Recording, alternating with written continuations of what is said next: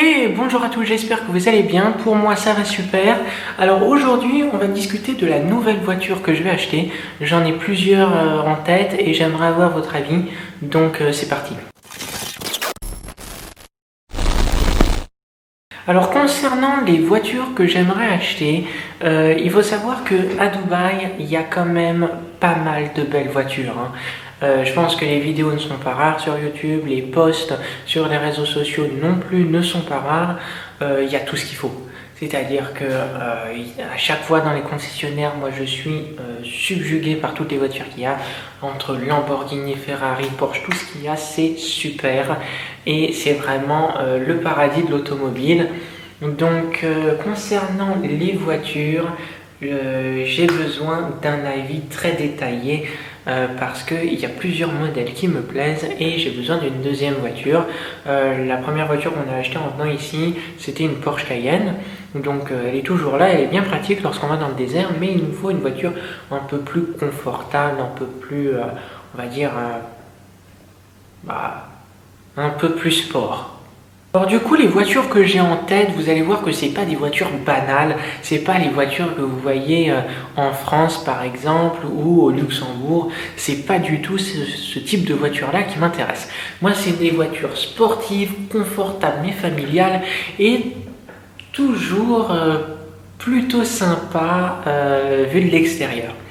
Alors du coup, j'avais pensé à une Porsche Panamera, mais ça fait quand même un petit peu bizarre d'avoir deux Porsche côte à côte, une Porsche Cayenne, une Porsche Panamera, c'est pas top. Donc j'avais pensé à faire le contraire, exactement le contraire de Porsche, et tout le monde le sait, c'est Ferrari. C'est-à-dire avoir une Porsche Cayenne et une Ferrari. Et là, on aurait vraiment un contraste très évident sur non seulement le plan esthétique, mais aussi au niveau de la marque. En fait, on aurait un contraste au niveau de la forme. On a une Porsche Cayenne très ronde, très enveloppée, un design très nounours, hein, voilà. Et puis on aurait la Ferrari beaucoup plus sportive, beaucoup plus allongée niveau look, beaucoup plus étroite aussi. On aurait beaucoup moins de place à l'intérieur, mais c'est pas grave. On aura aussi un contraste avec le blanc et le rouge, puisque bien évidemment une Ferrari se veut toujours rouge, le rouge Ferrari forcément, ma Porsche Cayenne étant blanche, voilà. Concernant l'intérieur, alors l'intérieur j'ai pas de critères particuliers, tous les intérieurs me conviennent, donc concernant le modèle de la Ferrari, eh ben, ce serait une Ferrari 4 places.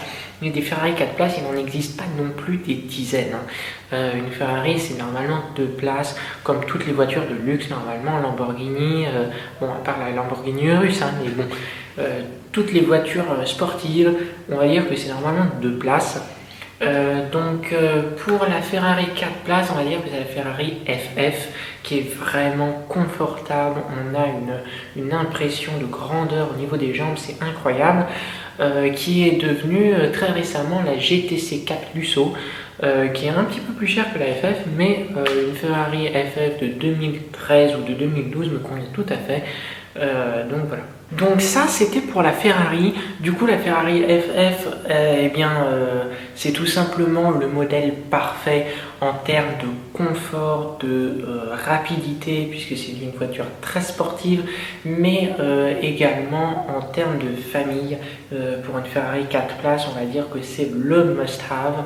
Voilà, donc ça c'était mon premier choix, une Ferrari FF, et c'est vraiment sympa de pouvoir la conduire ou même d'être à l'arrière.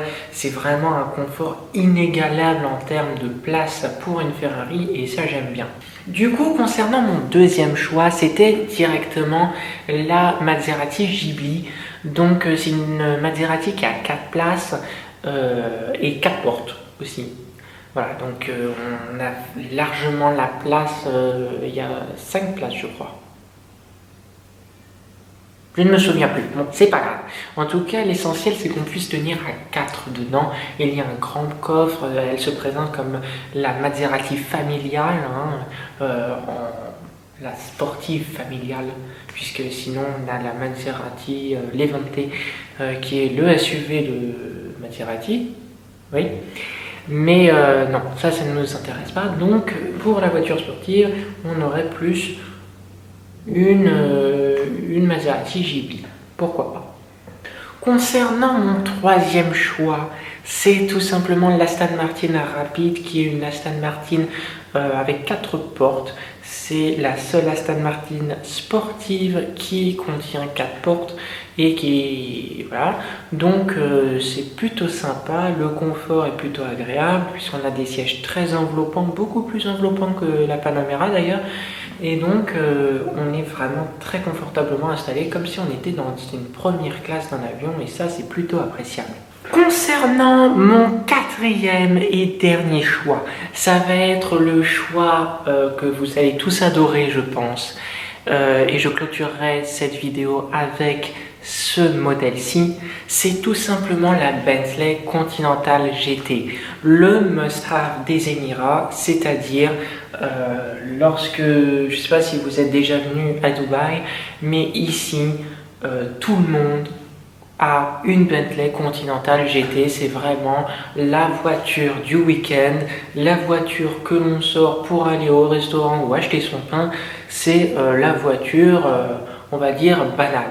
Hein, tout le monde a une Bentley Continental GT et je vais vous énoncer quelques raisons.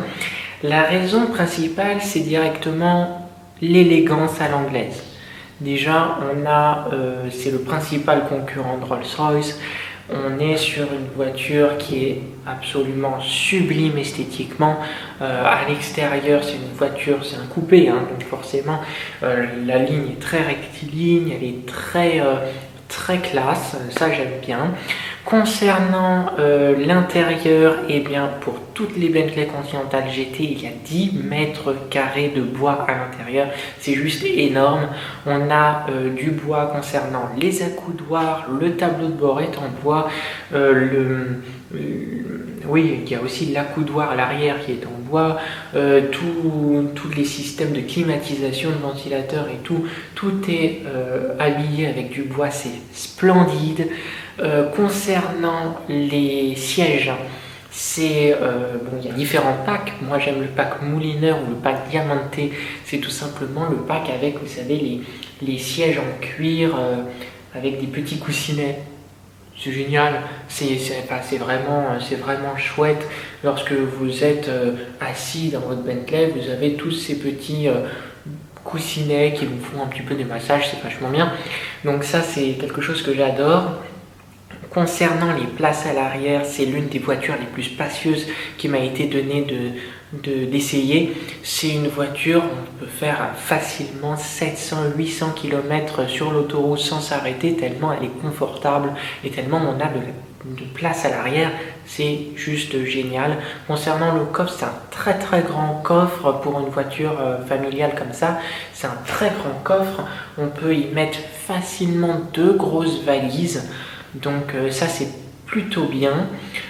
Concernant l'habitacle en général, c'est une voiture où on se sent complètement en sécurité. Je vais vous expliquer tout de suite pourquoi.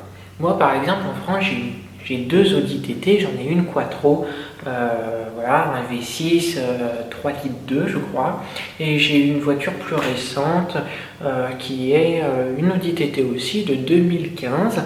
Et c'est une Audi TT qui est pas mal du tout. Elle a 4 places, c'est une voiture sportive, puissante et qui est plutôt pas mal niveau extérieur. Mais il y a quelque chose qui ne va pas comparé à la Bentley.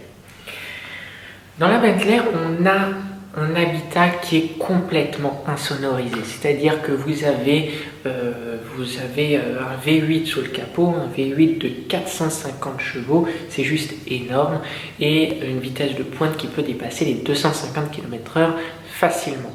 Donc lorsque vous roulez comme ça par exemple à plus de 200 km/h, vous n'entendez même pas une mouche voler dans l'habitacle tellement elle est bien insonorisée.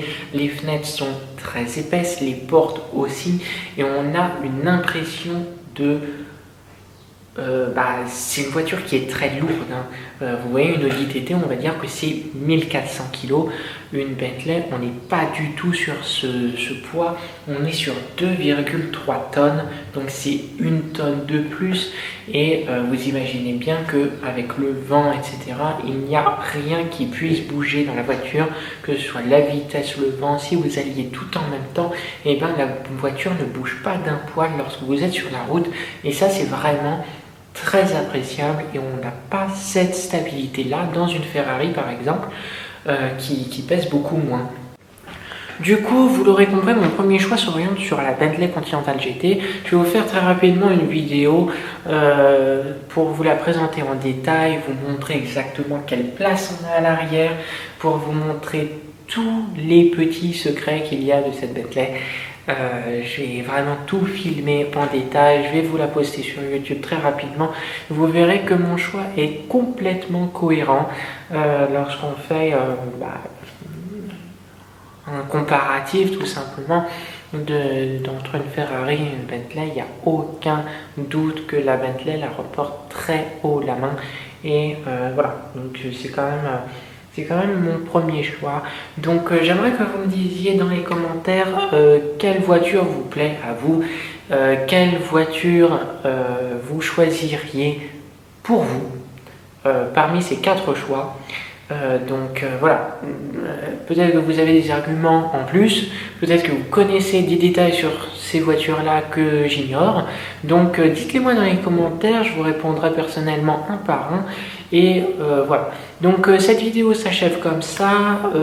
J'espère qu'elle vous aura plu. Si c'est le cas, vous pouvez mettre un j'aime, vous abonner pour de nouvelles aventures, et la commenter, et surtout la partager, c'est le plus important. Voilà, donc moi je vous dis à très bientôt pour une prochaine vidéo. Ciao!